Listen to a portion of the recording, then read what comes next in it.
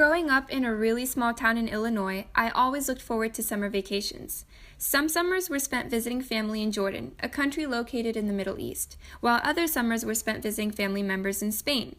To me, traveling allowed me to immerse myself in different cultures as well as meet and engage with so many kinds of people, and of course, eat all kinds of food.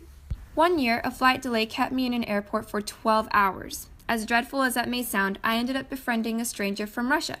We bonded over our love for food and language, and by the end of our discussion, I was craving some Russian shishlik, similar to the Middle Eastern version of kebab I often eat with my family. My experience with this friendly stranger was enough to spark a greater interest in learning about different cultures. Moving to Houston Middle School was a lot like my experience with the Russian man at the airport, except I don't have to travel in order to become more culturally aware and competent, since Houston is one of the most diverse cities in the nation. That said, I decided to embark on the most delicious journey into Houston's food scene, with the commitment to learning a little bit of history about the people serving me their yummy cuisines and desserts. I began by taking my grandmother with me to a Salvadorian restaurant located in Chinatown called Antojitos Salvadorenos. Of course, we went straight for the pupusas, one of El Salvador's most popular dishes made of thick corn tortilla. I enjoyed one stuffed with beans and irresistibly gooey layers of cheese. The restaurant was very cozy with walls adorned with Salvadorian art, my favorite being a painting of men and women cooking traditional dishes. The Central American population has grown significantly in Houston. In 1980, around 5,400 Central Americans immigrated to the greater Houston area. A substantial amount settled in portions of southwest Houston and West Houston, which was vacant at the time due to the 1980s oil glut. The Salvadorian population in Houston has grown quite a bit, with the fourth largest population in the U.S. located in the greater Houston area. For all you chocolate lovers out there, this is the place you must visit before you die. Conveniently, Heaven on Earth is located in Houston on Westheimer near the Galleria, and it's called Sleek. No offense to Sweet Paris and Cocoa, but Sleek has everything, and everything is intricately decorated. The crowd of people is typically diverse, and Arabic music plays in the background. In the early 60s, the Syrian community consisted mostly of college students and young professionals, but over the years, the number of Syrians living in Houston has grown substantially. The owners of the business immigrated from Syria 4 years ago, during the beginning of the Syrian War. This is not surprising as Houston leads the nation in the number of overall refugee settlements. As I embarked on this delicious journey, one of my first cravings was, of course, pasta. Naturally, I gravitated to the demographically diverse area of Montrose, and after some perusing, had my eyes set on the cozy, atmospheric, and simply amazing restaurant, Polly's. Yes, I admit my choice of food was basic, but the homemade spaghetti and meatballs was perfect. In the 1900s, the Fourth Ward was the first Italian community in Houston. Throughout the 1900s, Italian Americans have played an integral role in the shaping of Houston's history. For instance, the most iconic piece of Houston civic art, the statue of General Sam Houston, located in Herman Park, was created by Enrico Filiberto Ciracchio in 1924. My friend accompanied me to her favorite restaurant in Montrose, Nico Nico's. Here I enjoyed a savory spanakopita, which is a well-known Greek pastry filled with spinach and cheese. I satisfied my sweet tooth with the mouth-watering melo macarona, which are cookies made with orange, cinnamon, and honey. Many of the Greek cuisines reminded me of some of my favorite Arabic dishes, such as Greek dolmas and Arabic warak dowali, both being stuffed grape leaves.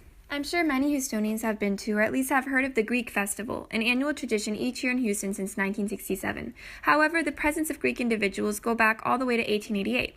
The first Greeks to settle in Houston had made their homes in downtown and Harrisburg. The community is known to have very business-savvy people. In fact, many businesses in Houston today are Greek-owned. I have always had a deep fascination with Jamaican culture. Always hearing about its delicious, traditional Jamaican Caribbean food, I decided to try out Reggae Hut Cafe, located on Almeda Road near the Museum District.